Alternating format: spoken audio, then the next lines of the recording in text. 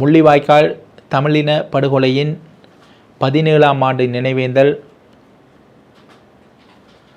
Parliament உறுப்பினர் அர்ஜுனா ராமநாதனின் தமிழக விஜயம் இலங்கை தமிழரசு கட்சியின் மத்திய குழு கூட்டம் என்பன தொடர்பாகத்தான் இன்றைய நிழல் நிகழ்ச்சியிலே பார்க்கவிருக்கின்றோம். அந்த வகையிலே முதலாவதாக முள்ளிவாய்க்கால் பேரவலம் இடம்பெற்று குறிப்பாக 2009 மே மாதம் 18ஆம் திகதி தமிழின படுகொலை உச்சம் அரங்கேற்றப்பட்ட 17ஆம் ஆண்டு நினைவேந்தல் தாயகத்திலும் தமிழகத்திலும் புலம்பெயர் தேசங்களிலுமே உணர்வெழுச்சியாக இடம்பெற்றிருந்தது. அந்த வகையிலே முள்ளிவாய்க்கால் நினைவு தூபியிலும் யாழ்ப்பாண பல்கலைக்கழகத்திலும் பிரதானமாக இந்த நினைவேந்தல்கள் இடம்பெற்றிருந்தன. அந்த வகையிலே முள்ளிவாய்க்கால் நினைவு தூபி பகுதியிலே பெருமளவான மக்கள் அங்கே கூடியிருந்ததை அவதானிக்க முடிந்தது. குறிப்பாக மனித உரிமைகள் கண்காணிப்பகத்தின் ஆசிய பிராந்திய பணிப்பாளர் நேரடியாக அங்கு விஜயம் செய்து பாதிக்கப்பட்ட தரப்புகளின் நிலைமைகளை அவதானித்தமையும் குறிப்பிட வேண்டியதாக இருக்கின்றது. கடந்த வருடம் சர்வதேச மன்னிப்பு சபையின் பிரதிநிதிகள் வருகை தந்திருந்த நிலையிலே இம்முறை மனித உரிமைகள் கண்காணிப்பகத்தின் பிரதிநிதிகள் வருகை தந்து அங்குள்ள நிலைமைகளை பார்வையிட்டு சென்றிருந்தார்கள். இதே வேளையிலே இந்த முள்ளிவாய்க்கால் நினைவேந்தலின் ஏற்பாடுகளை கிளிநொச்சியிலே மேற்கொண்ட போது அங்கு சென்ற போலீசார் குறிப்பாக பாடல்களை ஒளிபரப்ப முடியாது என்று சொல்லி தர்க்கம் புரிந்திருக்கின்றார்கள். குறிப்பாக அங்கு நின்ற தவிசாளர் வேளமாளிகனுடனும் போலீசார் முரண்பட்ட காட்சிகள் வெளியாகி சமூக வலைத்தளங்களிலே வைரலாகி வருகின்றன. ஆட்சிகள் மாறினாலும் காட்சிகள் மாறவில்லை என்பதற்கு இவ்வாறான சில செயற்பாடுகள் உதாரணமாகவே இருக்கின்றது. குறிப்பாக இந்த வடக்கு கிழக்கிலே தமிழர்களின் கொல்லப்பட்ட இந்த மிலேச்சத்தனமான இந்த மே 18 தமிழின படுகொலை நினைவேந்தல் ஒருபுறம் அனுஷ்டிக்கப்பட்டாலும் கூட தென்னிலங்கையிலே இதற்கு எதிரான ஒரு மனோபாவத்துடன் போரை வெற்றி கொண்ட மமதையுடன் அதனை ஒரு வெற்றி கொண்டாட்டமாக பார்க்கின்ற நிலைமைகளும் காணப்படுகின்றது. அந்த வகையிலே இன்றைய தினம் கொழும்பு வெள்ளவத்தையிலே முற்போக்கு சக்திகளால் ஏற்பாடு செய்யப்பட்ட முள்ளிவாய்க்கால் நினைவேந்தலை குழப்புகின்ற வகையிலே தென்னிலங்கை இனவாத சக்திகள் செயற்பட்டிருந்தார்கள். குறிப்பாக போலீசார் அங்கு அந்த நினைவேந்தலை செய்பவர்களுக்கு பாதுகாப்பை வழங்கியிருந்தாலும் கூட இந்த இனவாத சக்திகள் அங்கு முரண்பாடுகளில் ஈடுபட்டதுடன் தமிழீழ விடுதலை புலிகளின் தலைவரது புகைப்படத்தையும் தீயிட்டு எரித்தமையையும் அங்கு அவதானிக்க முடிந்தது. இந்த வேளையிலே குறிப்பாக இந்த பாதுகாப்பு படையினருக்கு இந்த போரிலே உயிர் நீத்த பாதுகாப்பு படையினருக்கு அஞ்சலி செலுத்துவதற்காக அந்த நினைவு தூபிக்கு சென்ற விமல் வீரவம்ச உள்ளிட்ட குழுவினர் போலீசாரால் தடுத்து நிறுத்தப்பட்டிருக்கின்றார்கள். அது தொடர்பான காணொளிகளும் சமூக வலைத்தளங்களிலே வைரலாகி அரசாங்கத்தினுடைய செயற்பாடுகள் தொடர்பாக விமர்சனங்களை முன்வைத்திருக்கின்றது. குறிப்பாக போலீசார் அனுமதிக்காத செயலை குறிப்பாக புலம்பெயர் தமிழர்களின் சொல் கேட்டு அரசாங்கம் செயற்படுவதாக விமல் வீரவம்ச குற்றஞ்சாட்டி இருக்கின்றார்.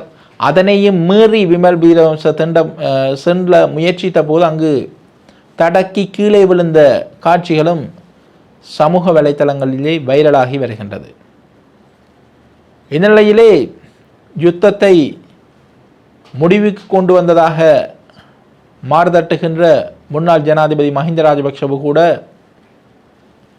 இந்த யுத்த வெற்றியிலே ஈடுபட்ட படையினர் தொடர்பான நிகழ்விலே பங்கேற்று தன்னுடைய அரும்பெரும் சாதனைகள் தொடர்பாகவும் விளக்கியிருந்தமையை தென்னிலங்கை ஊடகங்கள் செய்திகளாக வெளியிட்டிருக்கின்றன. அண்மையிலே தமிழகத்தின் புதிய முதலமைச்சராக தெரிவு செய்யப்பட்ட ஜோசப் விஜய் அவர்களும் இந்த முள்ளிவாய்க்கால் நினைவேந்தல் தொடர்பாக ஒரு பதிவொன்றை இட்டிருக்கின்றார்.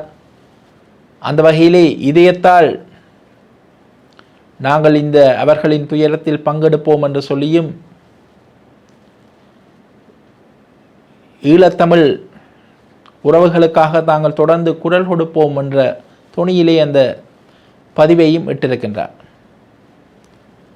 அந்த வகையிலே ஆங்காங்கே முள்ளிவாய்க்கால் கஞ்சி விநியோகிக்கப்பட்டு முள்ளிவாய்க்காலில் இடம்பெற்ற சம்பவங்களை எதிர்கால தலைமுறைகளுக்கும் கடத்துகின்ற முயற்சிகளும் இடம்பெற்று வருகின்றன. அதையும் கூட தென்னிலங்கையினுடைய இனவாத சக்தியாக கருதப்படுகின்ற உதய கமன்பில ஆகியோர் பிஞ்சுக்களின் இதயத்தில் நஞ்சை விதைப்பதாகவே இந்த முள்ளிவாய்க்கால் கஞ்சி விநியோகத்தை பார்க்க வேண்டியிருக்கின்றது என்று சொல்லி தனது வளமையான பாணியிலே இனவாத விஷத்தை கக்கி இருக்கின்றார். அந்த வகையிலே இந்த முள்ளிவாய்க்கால் தமிழின படுகொலையின் 17வது நினைவேந்தல் நடைபெற்று முடிந்திருக்கின்றது. இரண்டாவதாக இலங்கை தமிழரசு கட்சியினுடைய மத்திய குழு கூட்டம் நேற்றைய தினம் வவுனியாவிலே அக்கட்சியினுடைய அலுவலகத்தில் இடம்பெற்றிருக்கின்றது. குறிப்பாக இலங்கை தமிழரசு கட்சியினுடைய யாழ் கிளிநொச்சி மாவட்ட பாராளுமன்ற உறுப்பினர் சிவஞானம் ஸ்ரீதரனின் சில செயற்பாடுகள் தொடர்பாக அங்கு சில தீர்மானங்கள் எடுக்கப்பட்டிருப்பதாகவும் தெரிய வருகின்றது. அந்த வகையிலே அவருடைய செயற்பாடுகள் தொடர்பான ஒரு விசாரணைகளை மேற்கொள்வதற்காக ஒரு குழு ஒன்று அவருடைய ஒப்புதலின் பேரில் நியமிக்கப்பட்டிருப்பதாக அக்கட்சியினுடைய பொதுச் செயலாளர் MA சுமந்திரன் வவுனியாவில் வைத்து ஊடகங்களுக்கு அறிவித்திருக்கின்றார். அந்த வகையிலே கட்சித் தலைவர் CVK சிவஞானம், நிர்வாக செயலாளர் உள்ளிட்ட 3 அடங்கிய குழுவே ஸ்ரீதரன் தொடர்பான குற்றச்சாட்டுக்களை விசாரணை மேற்கொள்ளும் என்று சொல்லி தெரிவிக்கப்பட்டிருக்கின்றது. குறிப்பாக இந்த நேற்றைய அந்த தமிழரசு கட்சியினுடைய மத்திய குழு கூட்டத்திலே முரண்பாடான சில சம்பவங்கள் இடம்பெற்றதாக சமூக வலைத்தள பக்கங்களிலே தகவல்கள் வெளியாகி இருக்கின்றன. குறிப்பாக முன்னாள் வடக்கு மாகாண கல்வி அமைச்சருக்கும் இலங்கை தமிழரசு கட்சியினுடைய பொதுச் செயலாளர் MA சுமந்திரனுக்கும் இடையிலே ஒரு முரண்பாடான நிலை ஏற்பட்டதாக சமூக வலைத்தள பக்கங்களிலே செய்திகள் வெளியாகி இருக்கின்றன.